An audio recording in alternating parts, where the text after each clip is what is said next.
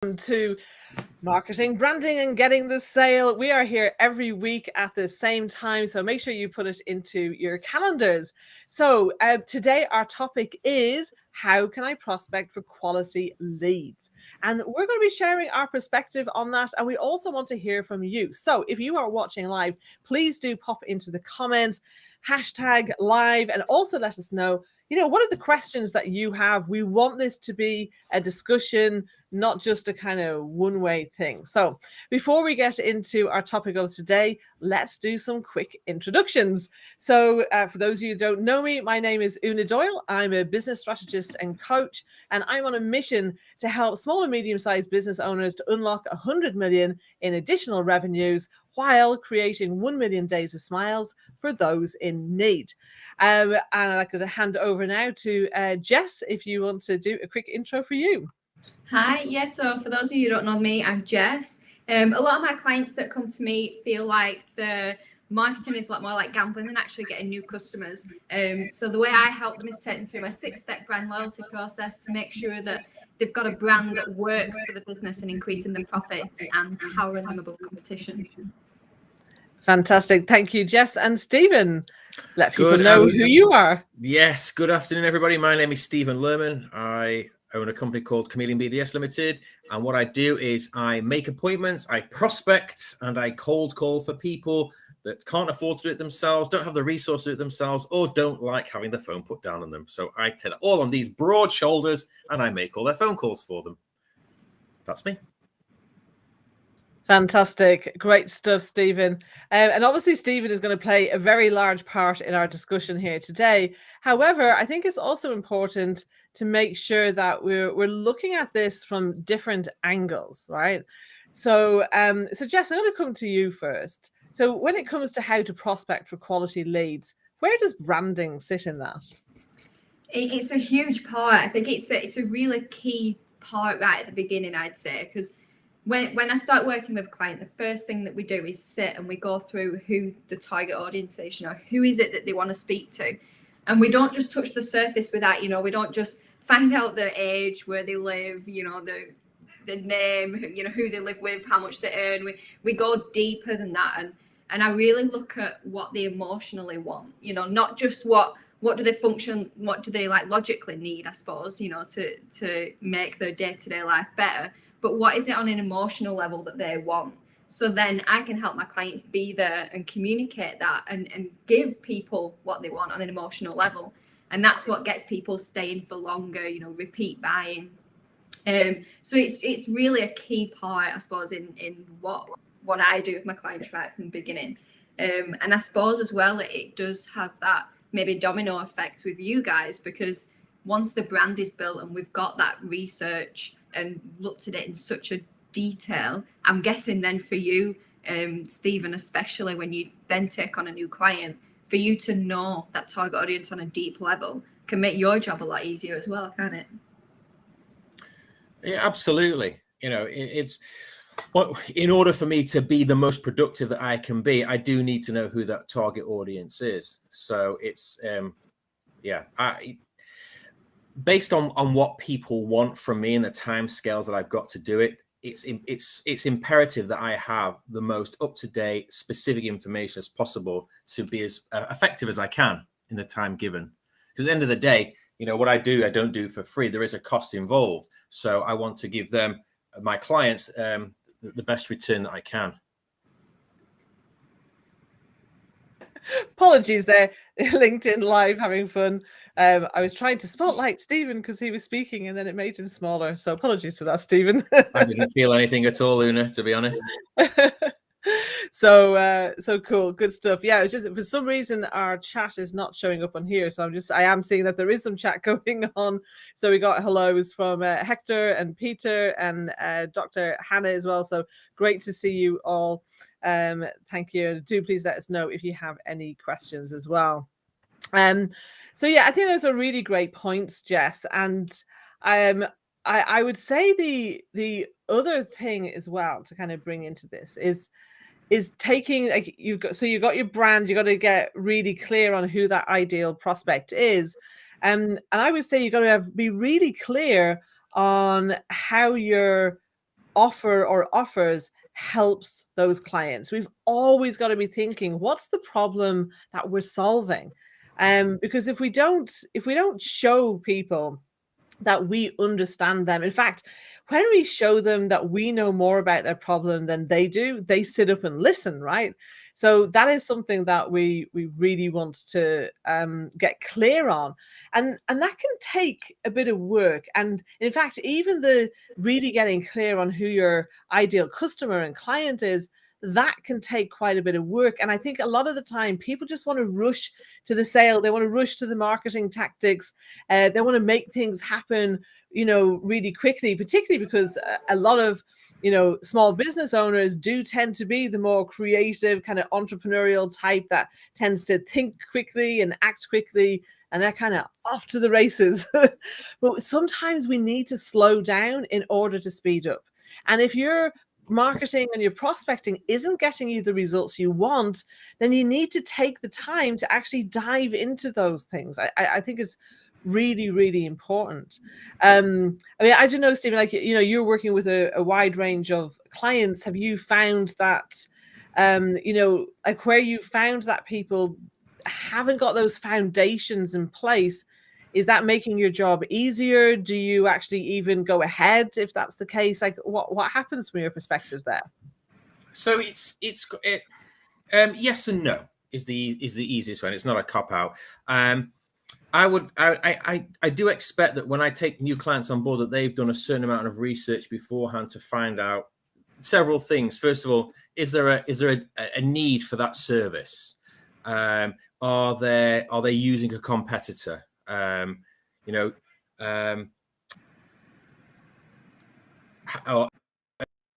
expressed an or a product. So to go in, I'm being attacked by a cat here. So in order to get, it's not going in cold. I do expect a certain amount of work to be done in the background beforehand, again, to be as productive as I can be. So it is important to get a certain amount of pre-work, if you will, done beforehand, so that when I have that onboarding call, we're ready to go, and I stand a good chance of getting some results for them. Because there's nothing worse. At the end of the day, it's still an investment, albeit it's not a full-time investment. You still want to expect a return on that investment sooner rather than later. Absolutely, that totally makes sense. And we've got a question here from Nancy. So Nancy wants to know about how to use LinkedIn for prospecting. So what advice can you give there, Stephen? I'm going to be perfectly honest. I don't use LinkedIn, or haven't used LinkedIn for prospecting thus far. And the reason is I want to be as direct and as specific as I can. So I tend to get my clients to invest in data, because it's they can be very specific with the information that they want in terms of the area, in terms of the sector, number of vehicles that the company owns, what their turnover is, number of employees, that type of information. And I know that information is generally 94% accurate, which is pretty impressive. When you go to LinkedIn, you'll find a lot of people, and I'm not being blasé or glib, don't update their information. I've been calling people just recently, and it's the information's not accurate. Even though we're in fluid times, and people are changing jobs quickly and are moving on because of where we are in the world. I don't know. I'm not that confident in LinkedIn, and I'd welcome somebody to challenge that and challenge me and say, you know what, try it, because even though it's still not free, because I think it's LinkedIn Navigator, Sales Navigator is probably, that's quite expensive, if memory serves me correctly. It works out. It depends what deal you're on, I guess. But I think I have it. I think it's 40 something pounds a month, 47, 48 pounds a month. Right. So I can get 1,000 leads for £295 plus VAT, which works out 36p a lead.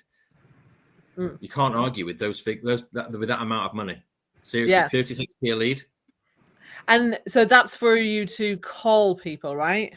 Or Yes. can you email So- them as well with that? No, but you don't forget that when you're cold calling and prospecting, you do go for multiple touch points. So you call, you clarify the information, you email, then you follow up. So LinkedIn, unless you're a connection, you don't have access to that information. You don't have access to telephone numbers or email addresses. Again, Right. So that's another time. Time is of the essence. When you're prospecting and cold calling, time is of the essence. And I don't think that, as much as LinkedIn's great and it's a fabulous tool and I do use it, I think for the amount of time that we've got to make an impact, I wholeheartedly believe that buying data for what it costs, again, 36p a lead, you can't go wrong.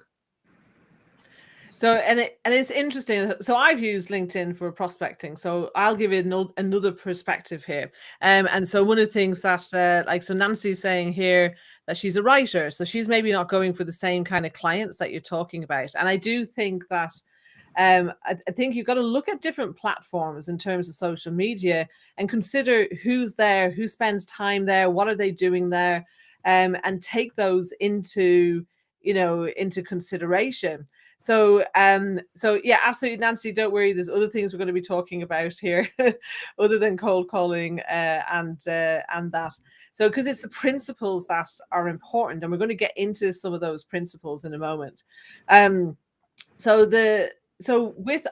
had a lot of success on LinkedIn because I think, for my business, it's all about people. It's all about relationships.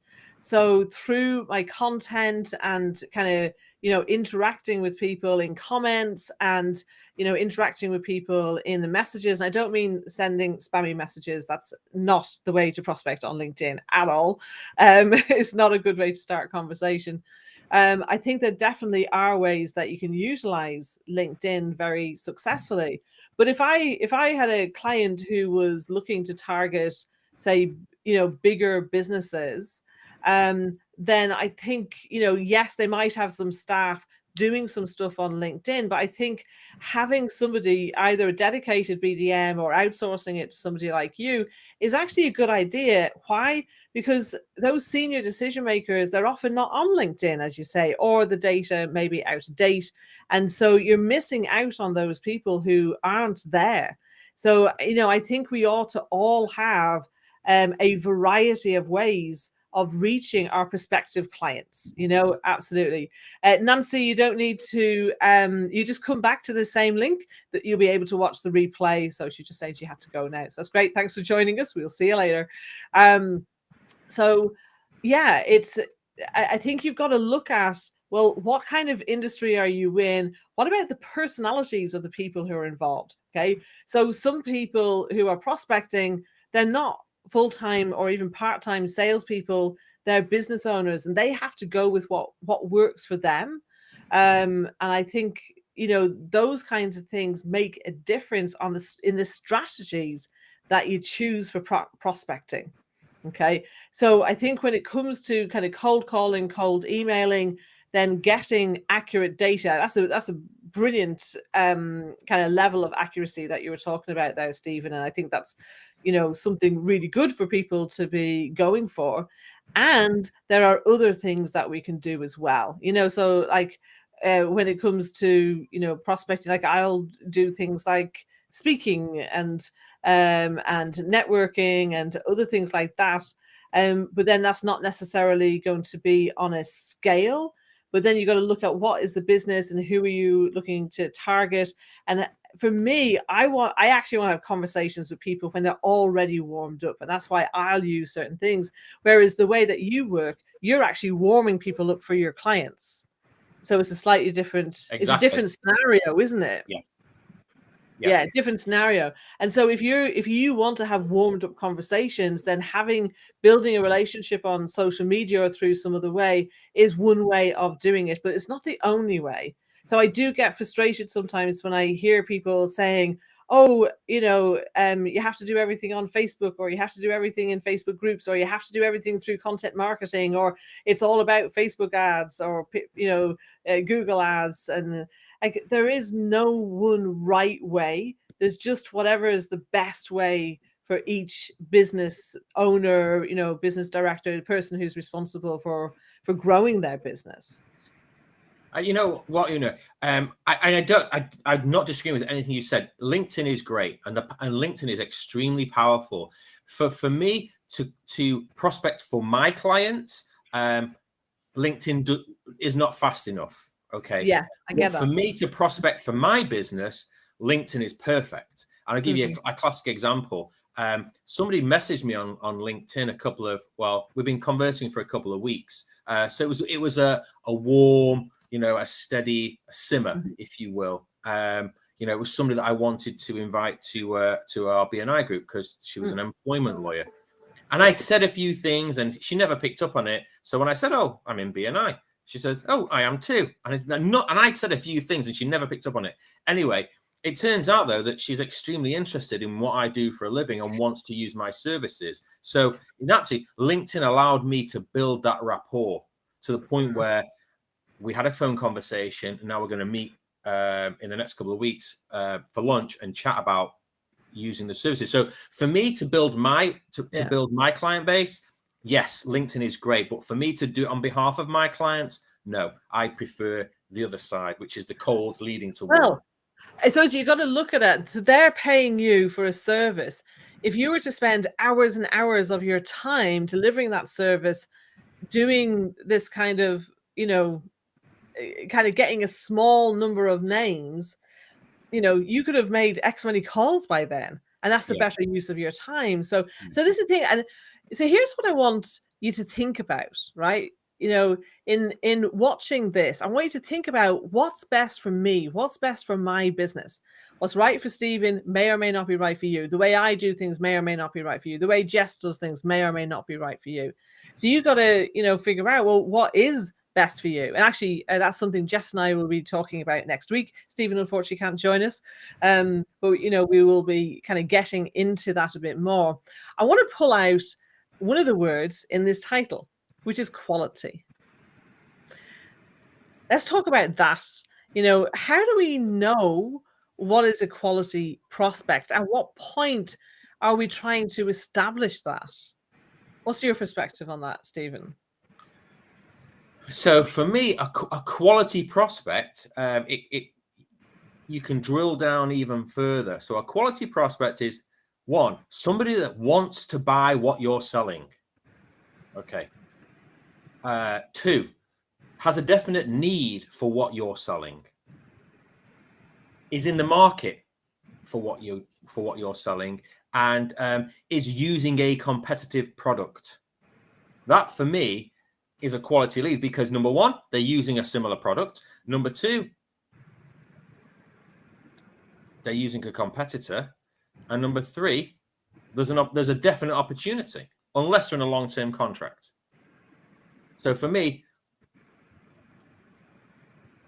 those three items, which is pretty much, it's actually one or maybe one or two. I've just dressed it up a bit differently, but it all boils down to the same thing. Interesting. Same question to you, Jess. What's a quality prospect to you?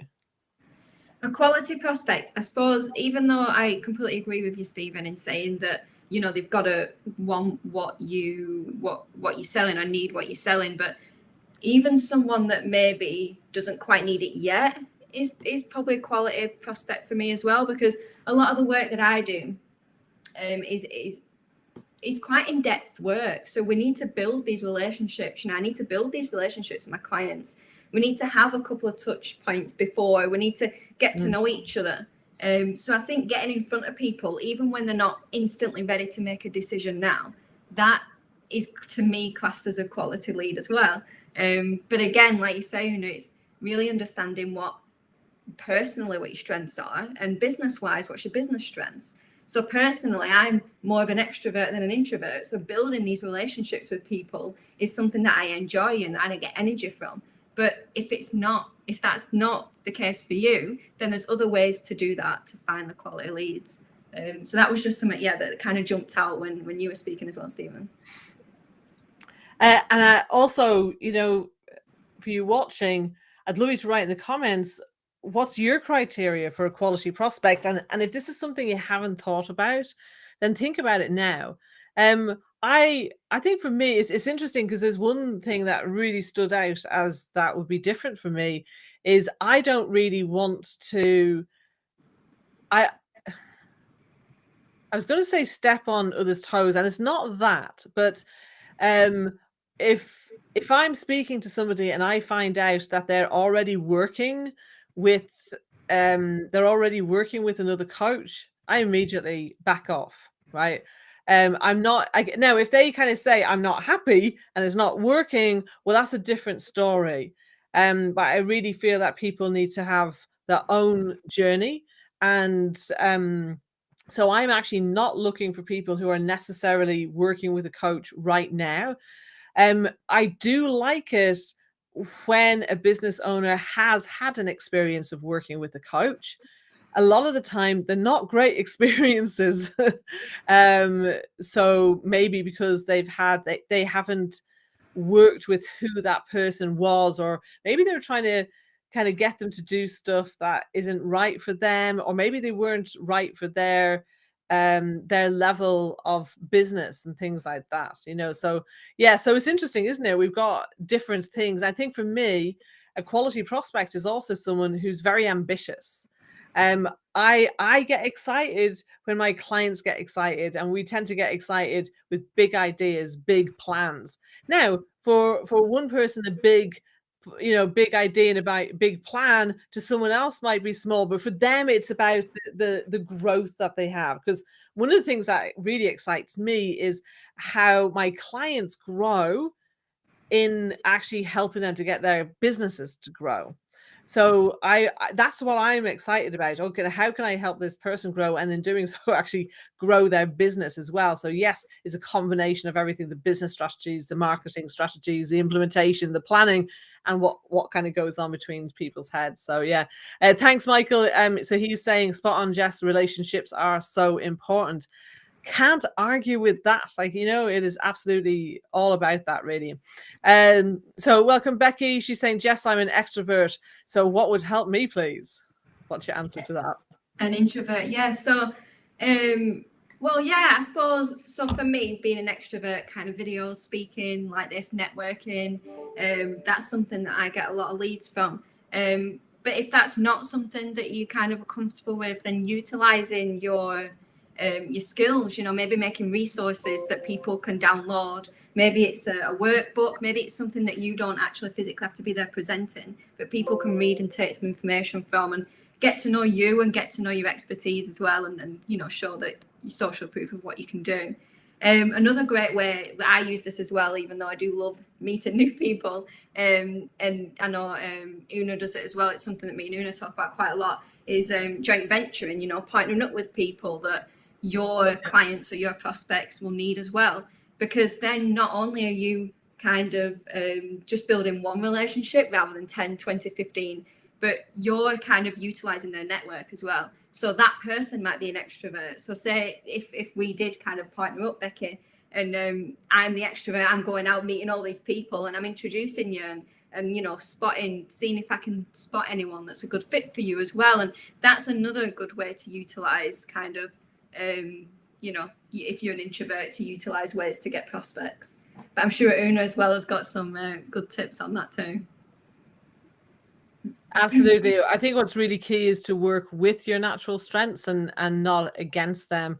And I think it can be harder sometimes for introverts in the beginning stages, because some of the strategies that work really well for them, they might want to outsource, or they might require, some learning around that, or they just take a longer time. So things like doing SEO is something that can work really well for people, because quite often when people are more introverted, then they're more analytical.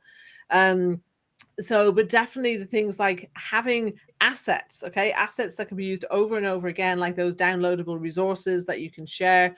I think also networking can work for introverts. I think people always think that networking is for the social butterflies who like to be here and there and everywhere. Actually, quite often those social butterflies are really bad at following up when they go networking.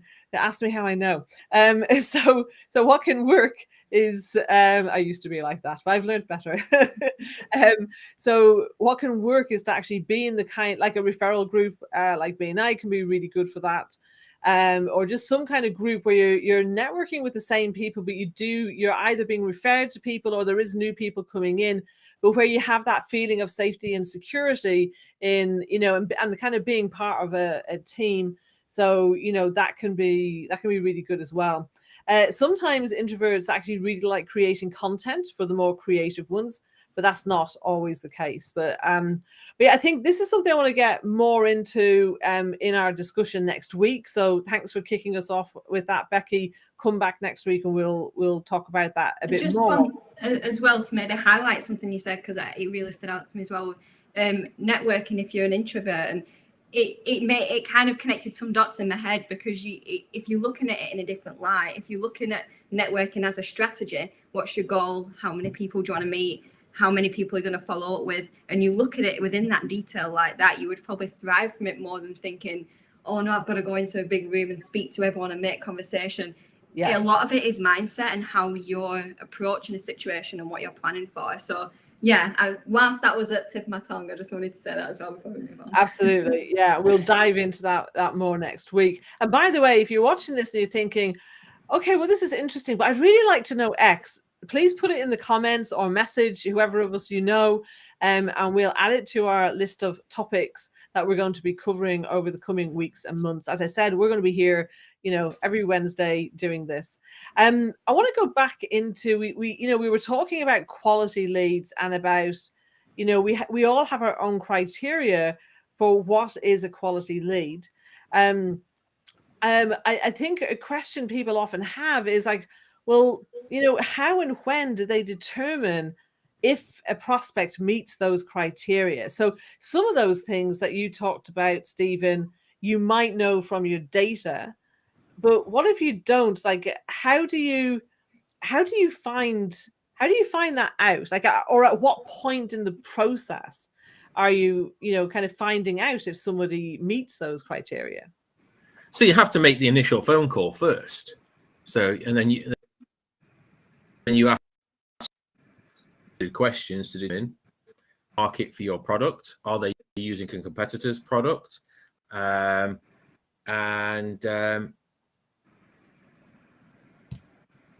they having any issues with the competitor's product, if they are using one? And at that point, I would then launch into what other questions I have to determine whether I feel there's an opportunity for me to get an appointment, if you will, because I don't do the selling, I just make the appointments. It's like bowling. I rack them up and my client knocks them down. That's the analogy I like to use.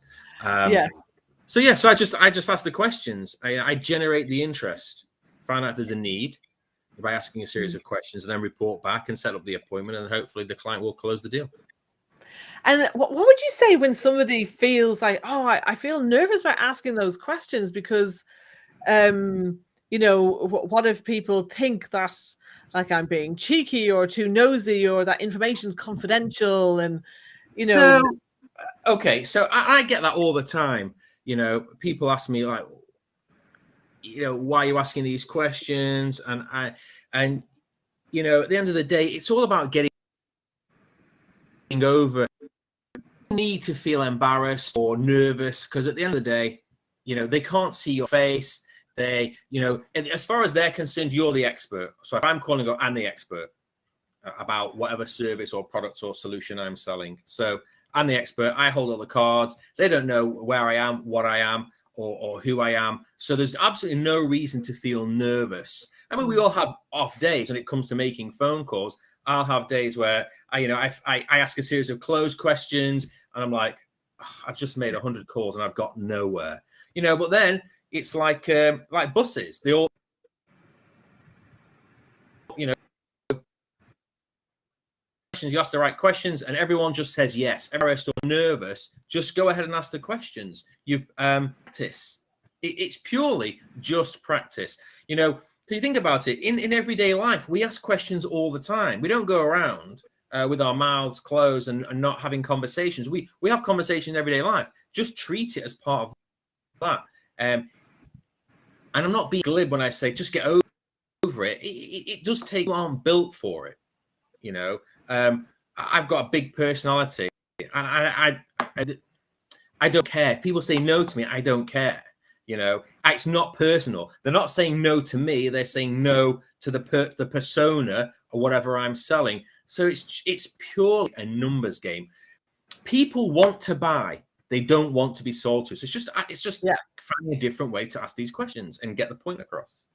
I think there's something really critical in what you said there about you not taking it personally. And I think because I work with a lot of service-based business owners, that they quite often, they feel I'm providing the service. And therefore, if somebody rejects my service, they're rejecting me. And I think this is one of the key things in being able to prospect for quality leads is not to take it personally and make that distinction between you as a business owner and what it is that they're actually saying yes or no to. It doesn't mean that you're worthless or that you're bad or anything like that. It just means they don't want or need what it is that you do. And even if you think, oh, they really need it, like they have to want it.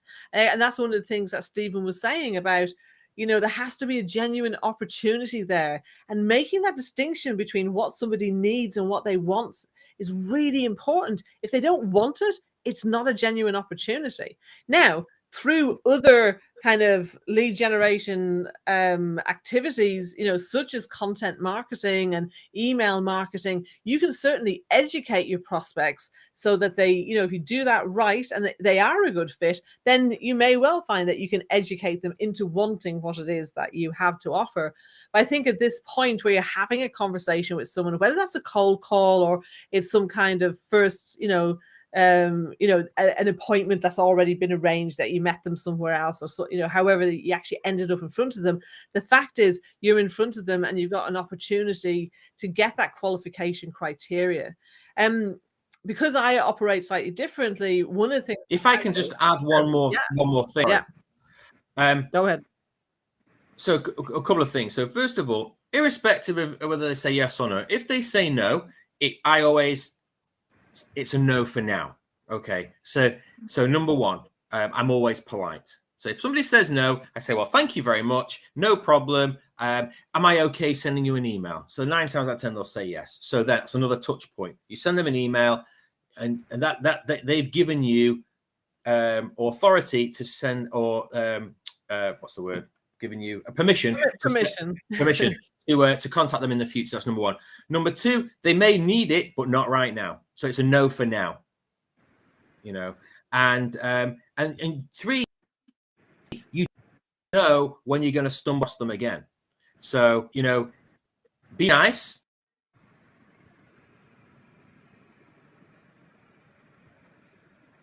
Because I frozen there. I spoke to somebody. They were really nice. I didn't need. We lost your signal a bit there, Stephen. Would you mind repeating that bit, please? You said be nice, and then we couldn't hear after. Okay, so be nice, because you just never know when they're going to come across you again in the future. There's always an opportunity. Unless somebody says definitively, no, please don't call me. Take me off your list. Don't ever darken my virtual door ever again. I always leave the door open. I send emails. I'm nice. I'm polite.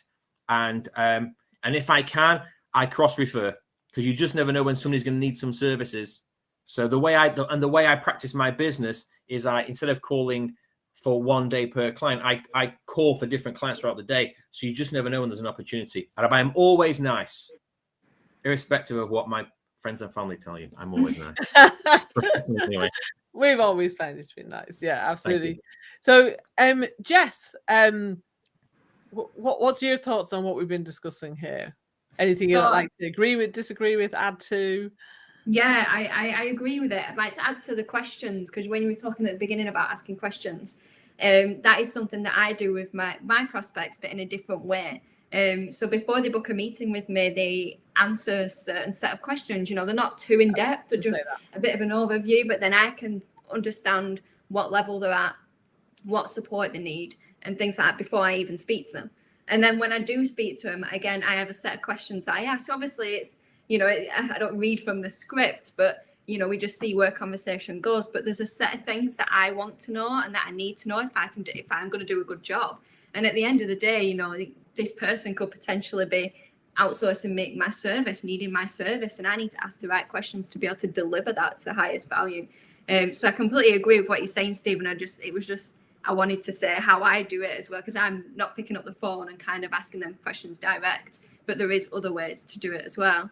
And I suppose as well, when we were talking about differentiating between your wants and your needs, that is really key. Mostly needs are logical, the quick fixes, things that people need, but the wants are something that's more on a deeper level. So when you know what people are feeling at each stage of the journey that you're taking them on, you can talk to them, them emotions, them feelings, and you can know what questions to ask. From the stage of where they're unaware of who you are and they're trying to figure out what you're about, all the way through to actually becoming a customer, becoming a client. There's a different way to approach them based on how they're feeling, and mapping that out and having that in front of you will help you with, how do I approach them? What questions do I ask? In what way do I do it? So yeah, that was just something that I find useful as well. Absolutely. And for me, I think again, this comes back to how to have high quality prospects. Is, for me, if someone isn't prepared, now there's a bit of a difference between I'm meeting someone and we're having a one-to-one, okay? They haven't necessarily expressed an interest in my services, and I'm not going to sell to that person. We're just getting to know each other. However, when somebody books a call with me to discuss their business, I get them to answer questions, using the scheduling system that I use. And I recommend all my service-based clients do the same thing. Why? Because if somebody isn't prepared to spend a few minutes answering some questions, telling them a bit about their situation, I guarantee you they will be quite happy to waste your time and will never buy. It's a brilliant way to actually eliminate some of those people who, the tire kickers, who, because unfortunately you do get it where people will go around lots of different providers and have conversations with them, pick their brains. I hate that saying, but you know what I mean, that they'll take their ideas, and they'll, think about them, and then they, generally speaking, they do not give those people the business. So I think that's one thing, is that actually, what are the ways? Like there are times when you want to make things easy and fluid for your clients, and there's times when you actually want to make them jump through a few hoops. And so I think one of the things that you need to do is think about who you want to be doing business with, and what do they need to demonstrate to you, and what do you need to demonstrate to them. And so for me to have the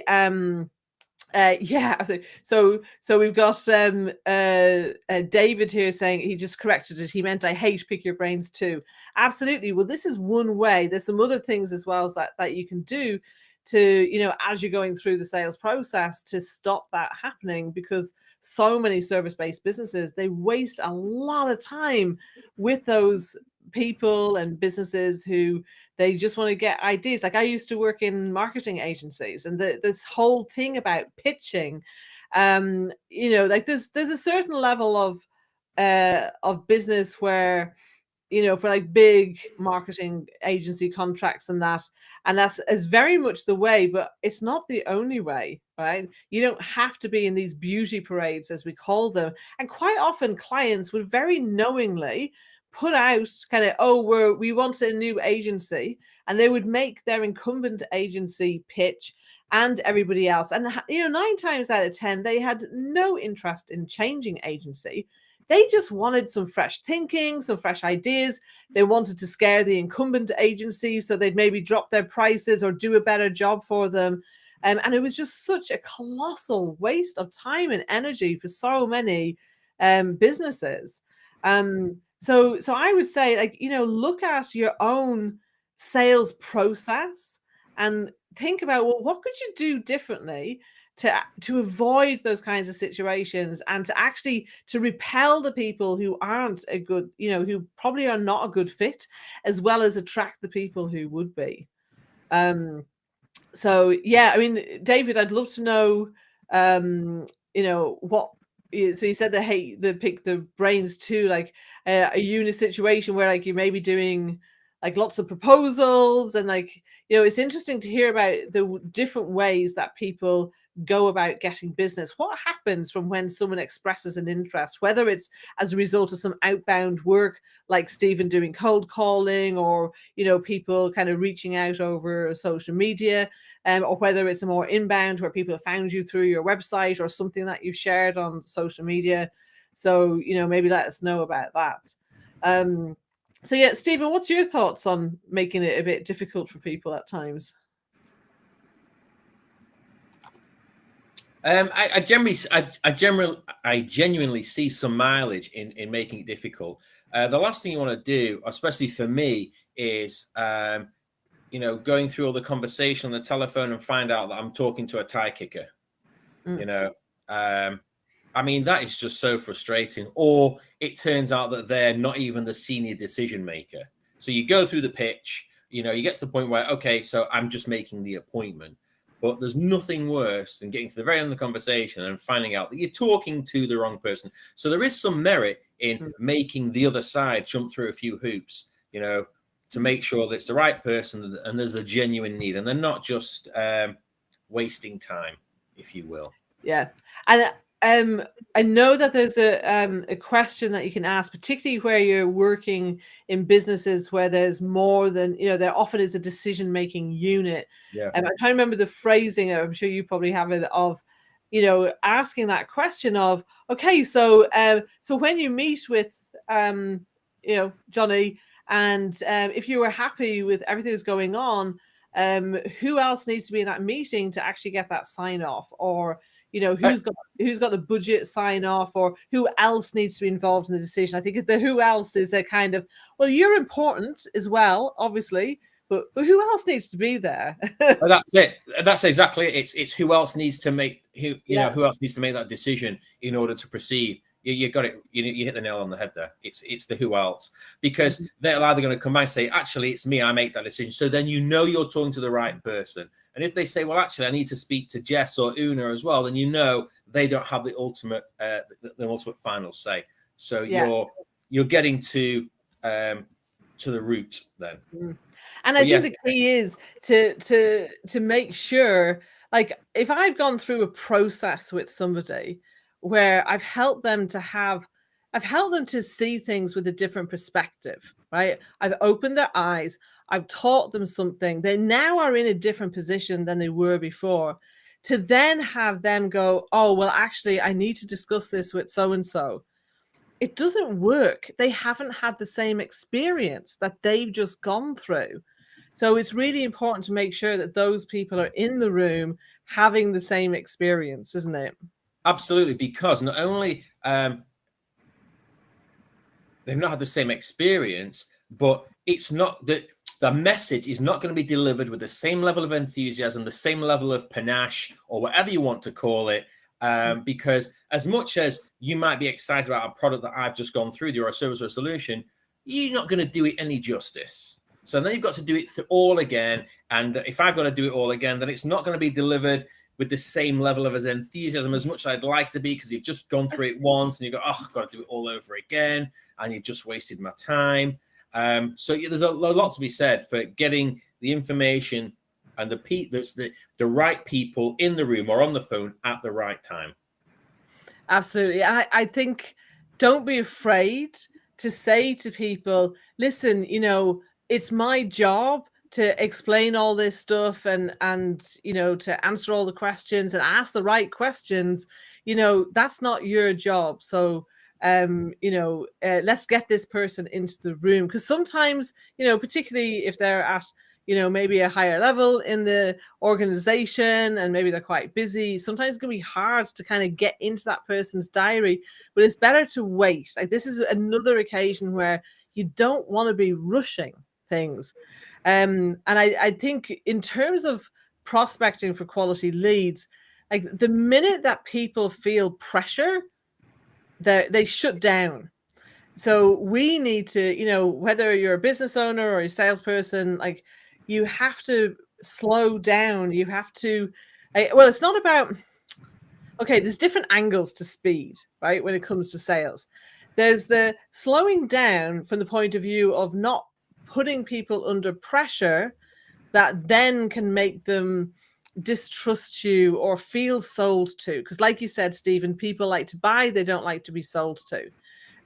On the other hand, there is also an occasion for actually getting people to make a decision, because, you know, and a great reason for them to do that is because, well, why wait? You know, so do they have some other information that they need? What do they actually need to be thinking about? It's kind of more tends to be towards the end of the sales process that's happening, and we can make sure that we kind of do things in the earlier stages to help people along.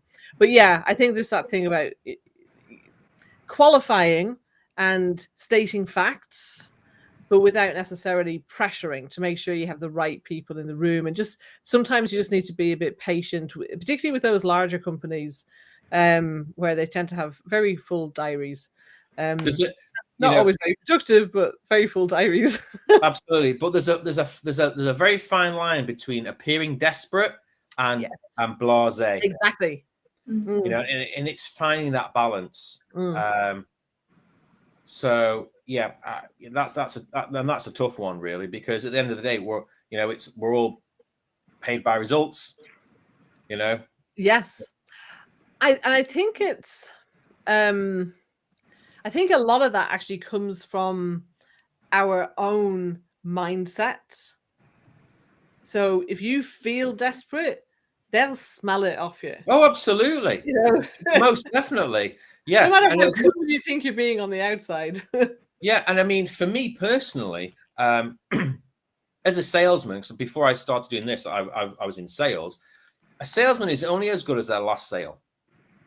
And the longer it goes, it's like footballers. If they don't score in front of goal, they tend to get nervous and they miss, and then they tend to feel less confident. So it's about maintaining the continuity of getting appointments, getting a sale, getting a deal, or whatever you want to call it. But yeah, the moment they smell fear, it's like sharks and blood in the water. They can smell it for miles. You've got to, and really, what it comes down to, you've got to give that laissez-faire attitude. You don't care, even though you do.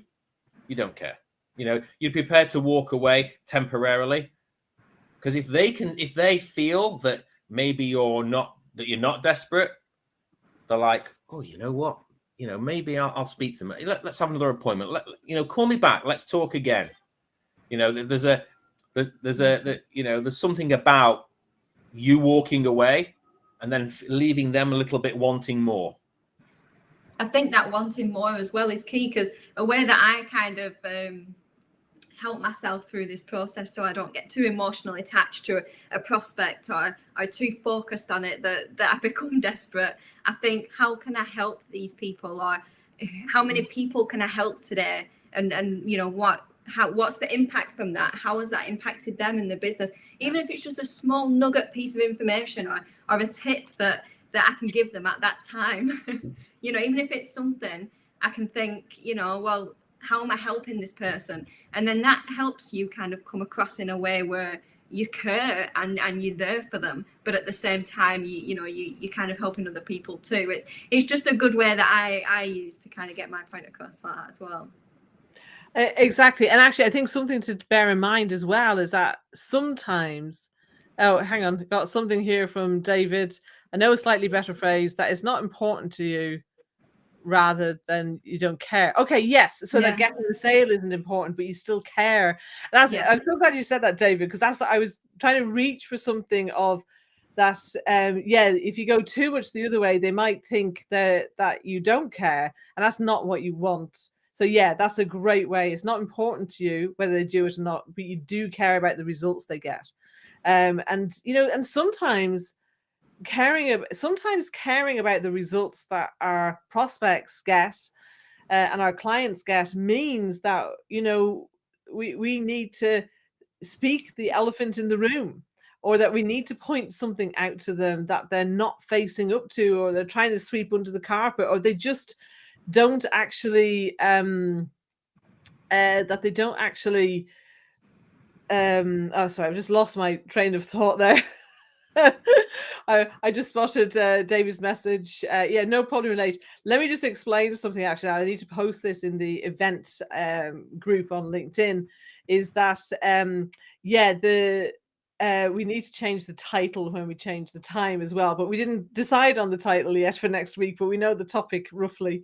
So in the event, every week before we go live and the event starts, we have to change it to the following week or else the event shuts down. So just so that you're aware that happens, and we should probably post in the group to let people know that happens every time. But yeah, in future we will have the actual new title going in there as well. So we'll know that that's here. So yeah, so David, that's what happened. But I'm glad you came back, and you can easily, once this broadcast is finished, you can go back and watch from the beginning the bits that you missed. So that's one of the great things about us doing this here now, so that we can do that. So yeah, we want to strike that balance of our prospects feel that we care about them and don't feel pressured by us. So yeah, I think, partly that comes with experience, and it comes with practice. Like what Stephen was saying, you have to make things a habit. You have to do them over and over and over again. That's how we get better. And you know what? Actually, I heard that yesterday from an 18-year-old. Okay, I was interviewing a lad down at the job center for a position, and I was saying to him, well, how do you feel about this? This role can be quite repetitive, and is that you're kind of working these processes and you're kind of doing them over and over again. How would you feel about that? And actually his eyes lit up a little bit, and he said, well, if you do something over and over again, then you get better at it, don't you? So it's a real chance to improve your skills. I thought, nice. I thought that was a great answer. Yeah, exactly. So he's getting a second interview. So there we go, from the mouth of babes. So excellent. Well, listen, we've can you believe we've been nearly an hour discussing this already? It's flown by. I know, it totally is flown by. And actually it's really nice that we've been able to see each other and have people's comments coming up and that as well. So that's great. Hey Samuel, he's joining us as well. What are you saying here? The clients will care more about their success in achieving their desired results than you're being able to provide X service to sell Y. Yeah, absolutely. Everyone wants to know what's in it for me, for sure. Absolutely, that is definitely key. And for a service-based business as well, how exciting is that? Like when you get involved in a client and they succeed, it's your success as well, and you can share that, and it is really exciting. Yeah, absolutely. Okay, so in terms of what we've talked about here today, what is it do you think that's most significant that you just want to kind of emphasize to people and just kind of pull out, or maybe make a final distinction on? Jess, will come to you first. For me, it's getting the right foundation. So like we were saying right at the beginning, I know you, Una, said a few examples of people rushing and wanting to get to the sales, wanting to get to do SEO and ads, and wanting to push their product or service out there, and without doing the necessary kind of research, looking into insights, knowing exactly the definition between wants and needs, really spending time niching and in fine detail understanding who you want to talk to. To me, that's crucial in my business and my clients. So that's something that, I think people should really take away from this. Absolutely. And as Samuel has just said, it's all about the client, and we have to know what that really means for them. Stephen, what about you? What do you think has been most significant, or you'd like to make some distinction around? When it comes, time is of the essence. So depending on how much time you've got to generate business will determine whether you go down the LinkedIn route or the more direct, buying data route. So what's one thing, if you're looking at making it a significant impact, you want that data in front of you. It takes a long time to search for information, as we all know. Like, LinkedIn doesn't provide that information. You've got to connect. You've got to expect them or wait for them to connect. So whereas with data, you've got the senior decision maker. So hopefully the person that makes the decisions, you've got their telephone number. If it's not their direct line, it's the office line. And then You're 2/3 of the way there. That's number one. Number two, qualified leads, people that you know are in the market for your product. So there's a genuine need for that product. And two, if they're using a competitor, there is definitely a need for your product. They just don't know it yet. Fabulous. And I think what I'd like to draw out again is actually what's really going on between your ears, in your mindset when you are prospecting, and making sure that you are getting really clear on the criteria for what makes a quality prospect for you, and go deep on that. Okay, so yes, there's those kind of factual demographic type things, are they using competitor, all of those, but also think about their attitudes, their behaviors. When you get clear on all those kinds of things and actually set some standards and boundaries as in the kinds of clients that you want to have, not only does it make your business more fun to operate, it actually makes it more profitable too. Because let's face it, we all know those pitter clients, the pain in the ass clients, they absolutely are leaking profits left, right, and center when you have those, because they take so much time and energy and just kind of suck all the fun out of it for you. So don't be afraid to kind of set out your stall with that as well. Fabulous. Great. All right. Well, we've come to the end of our time here. If you haven't already, I'll drop a link to in fact, I think it's probably in the comments somewhere already, but I'll drop it in again to the actual event. So we've called it kind of the marketing, branding, and getting the sale, weekly live event. So if you join us in there, then you'll get to hear what's going on every week, and block this out in your calendar as well. So well, thank you from me, and thanks Jess and Stephen for joining us here again. And it'll be me and Jess next week. Stephen will join us again the week after. And next week we're going to be talking about how to tell what are the kind of marketing strategies that you ought to be using. So we've got a few ideas around that already that we've been kicking around. So thank you for joining us, and we will see you soon. Leave us a comment. Let us know what you thought. Bye for now. Bye, everyone. Thanks. See you later.